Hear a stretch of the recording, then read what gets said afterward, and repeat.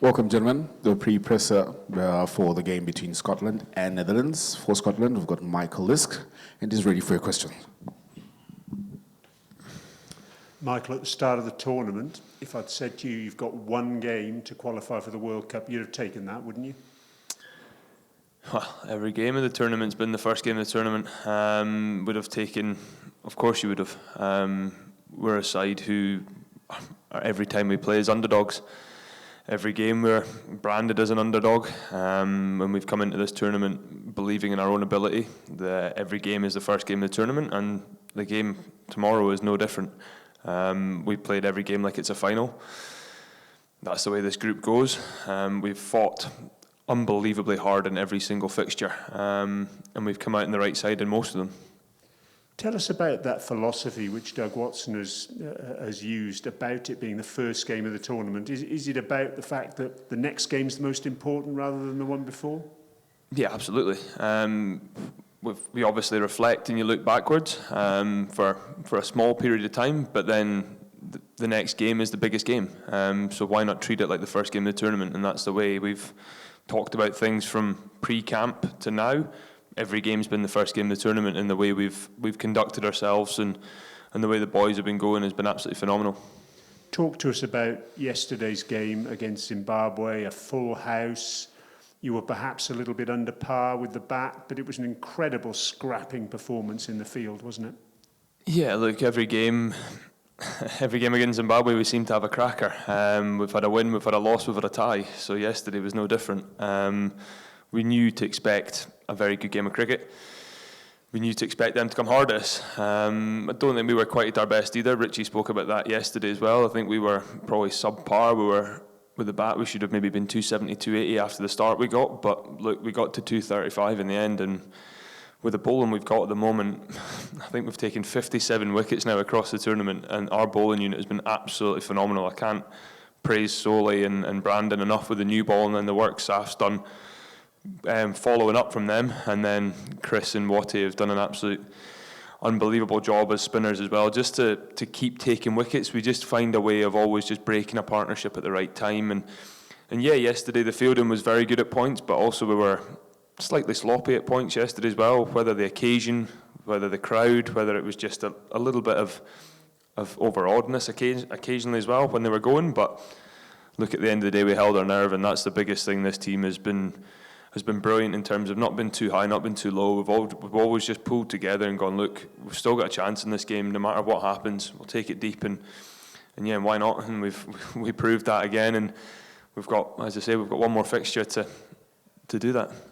Talk to us about Chris Soule. Obviously he went away for a couple of years, lived in Australia, he's come back, and that spell against Zimbabwe really epitomised the way he's bowled across the whole tournament. Incredible speed, though, yesterday, and the three Zimbabwe players who've been in such fantastic form, two of them he just blew away in that opening spell.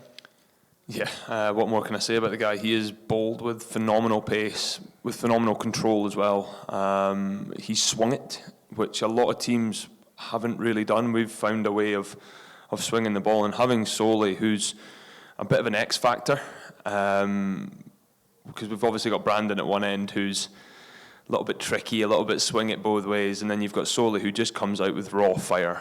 You see the passion in his eyes when he's running into bowl. When you've got someone on your side like that, it fills you with so much confidence as a group. When you see Solly get the ball in his hand, he knows you're going to make things happen. So yeah, look, I mean, I can't praise him enough for this tournament. He's been absolutely phenomenal for us.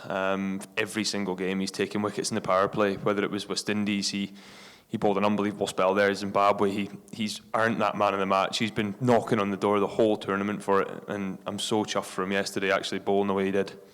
You talked about the bowling unit. The one person you didn't mention, of course, was yourself. You got the crucial wicket yesterday of Ryan Burl, and you held your nerve there, didn't you, because he went after you. Yeah, look, Richie kind of put a bit of faith in me with two left-handers, and obviously when we'd gotten Grava, then he said, look, you've just got to try and get Burl off strike, and I kind of knew he was going to have a dip and someone always going to win that contest. Look, he'd hit me for a massive six the ball before, so he was possibly playing on adrenaline as well, knowing that he had number 10 and 11 only to go, so he had to almost win that single-handedly. So we knew we were going to get a chance at some point. And look, luckily enough, it fell to Brandon and myself, lucky enough to get the wicket. But yeah, look, it's nice enough to be given that trust by Richie as well to actually try and grab the chance. And lucky enough, I repaid his faith. A word on Chris Greaves. Probably, if you hadn't won that game yesterday, he would never sleep again, that drop catch. But then he had the resolve to come back and actually take the wicket of Sikandar Raza. Yeah, look, that's cricket, innit? You make mistakes. Yeah, you make mistakes. Nobody's perfect in the game of cricket. Everyone's dropped a catch at some point. But the way he came on and wanted the ball, and the way Richie kind of instilled that trust in him to go and get him out and go, you are going to be the man who's going to get redemption. And the way he bowled as well to Sikandar, he created a chance a couple of balls before as well. So it was always going to be a good battle that I felt that, and one that Chris held his nerve and did it fantastically. Now, it's been a tough time for Cricket Scotland over the last year or so. What would it mean to Scottish cricket to get to the World Cup after everything that's happened? Yeah, look, I mean, we have been through a bit of a tough time, but the way this group's handled itself, the way we've conducted ourselves, the way we wear this shirt with a lot of pride, and for us, it's all about leaving the shirt better than we found it.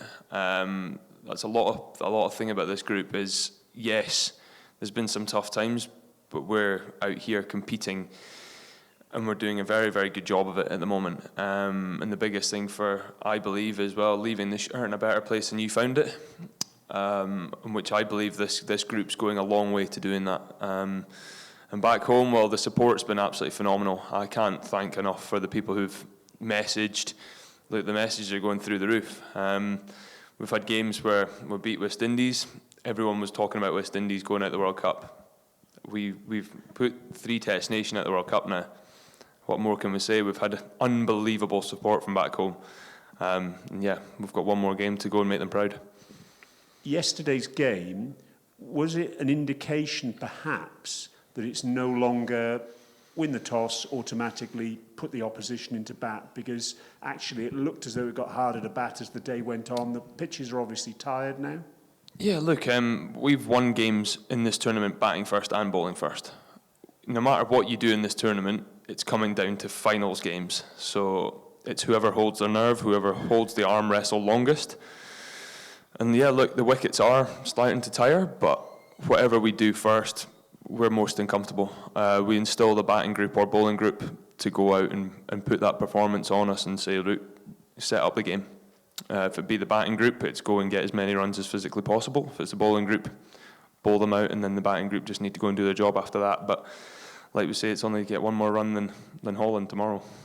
Is it actually an advantage being an associate in this situation, purely and simply because someone who's played in the World Cricket League 2, every game is like a final, really, and you've got that advantage over the Dutch to the extent that they haven't quite had that over the last couple of years. Would that be a fair assessment? I don't think so. I think if you look at it, the Dutch have played against South Africa, they've played against West Indies, they've had games against Pakistan, they've played world-class opposition for the last 2-3 years while we've been playing associate cricket. Associate cricket is one of the hardest forms of cricket to play in, I firmly believe.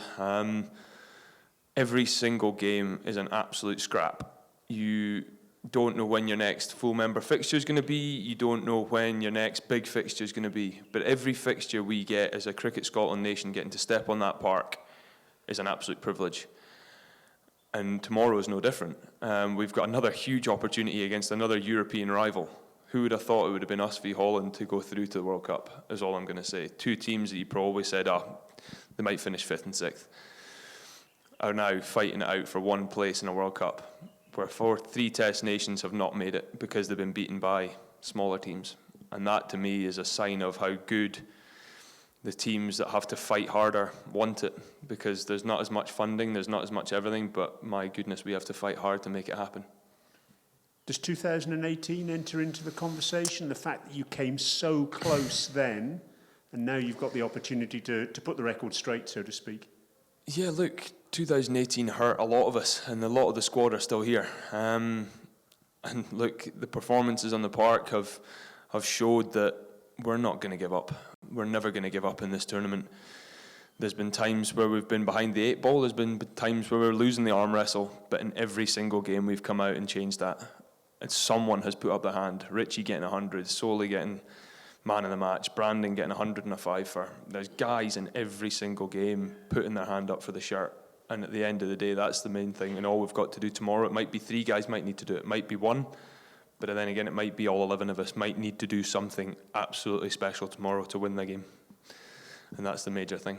What do you make of the Dutch? Obviously, they've, as you've mentioned, had that experience in World Cup Super League over the last couple of years, and that's told really in the fact that they've got largely a home-based side that's had that experience. How do the two sides match up, and where do you see the Dutch? Yeah, look, the Dutch are a good side. The Dutch know their formula. They're a very well-drilled side, I would say. They're a very good fielding unit. They've a few very good batsmen now, and Vikramit and Max O'Dowd. Look, they're known performers. These guys have been doing it in the Super League stages whenever they've done it. We know they've got some very, very good cricketers in the group, and by no means are we taking them lightly tomorrow. But I would reflect on ourselves and also say we've got some hell of a cricketers in our group who are doing some very, very good things on the world stage at the moment, and we're not to be taken lightly either. It's going to come down to a bit of a humdinger of a game tomorrow, and we'll just see what happens at the end of the day. And is everyone fit? Obviously, there were a few aches and pains at the end of yesterday's titanic game. Yeah, look, if you're not sore after a game like yesterday, then you're not doing it the right way. Yeah, look, there's obviously a bit of soreness floating around in a few bodies, but everyone's fit and ready to go. Yeah, absolutely. Everyone wants to be on that park tomorrow pulling on the jersey. Thank you, Michael. Thank you very much.